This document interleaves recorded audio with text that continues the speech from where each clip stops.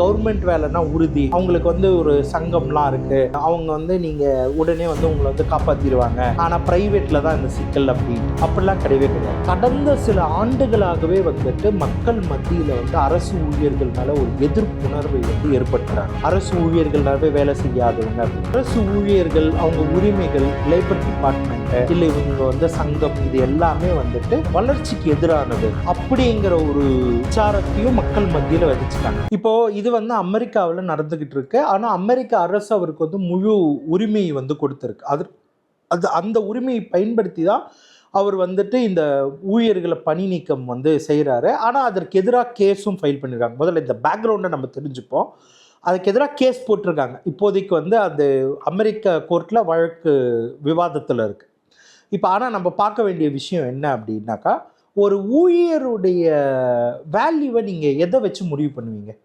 அவர் வெறுமனே கொடுக்குற வேலையை செய்கிறது மட்டும்தான் ஒரு ஊழியனுடைய வேல்யூ. அப்போ அந்த வேல்யூ இல்லைன்னா நான் உங்களை ஃபயர் பண்ணிடுவேன் அப்படின்னு சொல்கிறது இருக்குது. இப்போ பொதுவாக எல்லாருக்குமே என்ன ஒரு நினைப்பு இருக்குது அப்படின்னாக்கா, கவர்மெண்ட் வேலைன்னா உறுதி, அவங்களுக்கு ஒரு சங்கம்லாம் இருக்குது, அவங்க நீங்கள் உடனே உங்களை காப்பாற்றிடுவாங்க. ஆனால் ப்ரைவேட்டில் தான் இந்த சிக்கல் அப்படின்ட்டு அப்படிலாம் கிடையவே கிடையாது. நீங்கள் ஒரு சிஸ்டம் உள்ளே வந்தது அப்படின்னாக்கா, இந்த சிஸ்டம் இத்தனை நாளாக என்ன பண்ணிக்கிட்டு இருந்தாங்க அப்படின்னா, நம்ம வேலை செய்பவர்கள், அவங்க தனியாரோ கவர்மெண்ட்டோ வேலை செய்பவர்களுக்கான நம்ம ஒரு சட்டங்கள், உரிமைகளை உறுதிப்படுத்தியிருந்தோம் இத்தனை நாள்.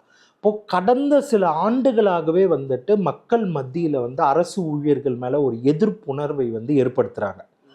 அரசு ஊழியர்களாகவே வேலை செய்யாதவங்க அப்படின்ட்டு. ஆனால் இன்னொரு பக்கம் பார்த்திங்கன்னா, அவர்களுக்கு உண்மையாகவே 3 பேர் வேலை செய்ய வேண்டிய இடத்துல ஒருத்தரை தான் போட்டு 2 பேரை பணி நியமனம் செய்யாமல் இருந்து, அந்த ஒருத்தரால் வேலை செய்ய முடியாமல் திணறதை வச்சு இவங்கெல்லாம் எஃபிஷியன்ட் கிடையாது அப்படிங்கிற ஒரு பிரச்சாரத்தை எடுத்துகிட்டு போயிட்டாங்க. அரசு ஊழியர்கள், அவங்க உரிமைகள், லேபர் டிபார்ட்மெண்ட்டு இல்லை இவங்க சங்கம், இது எல்லாமே ஒரு வளர்ச்சிக்கு எதிரானது அப்படிங்கிற ஒரு பிரச்சாரத்தையும் மக்கள் மத்தியில் விதைச்சிட்டாங்க. இது எல்லாத்தையும் ஒரு கடந்த 20-30 வருஷமாக செஞ்சுட்டு, இப்போ அது எல்லாமே மக்கள் மத்தியில் பிரச்சாரம் எடுப்பட்டதுக்கு அப்புறமா தான் இப்போ ஏஐயை பயன்படுத்தி கிட்டத்தட்ட எல்லாரையுமே வீட்டுக்கு அனுப்பிச்சிக்கிட்டு இருக்காங்க.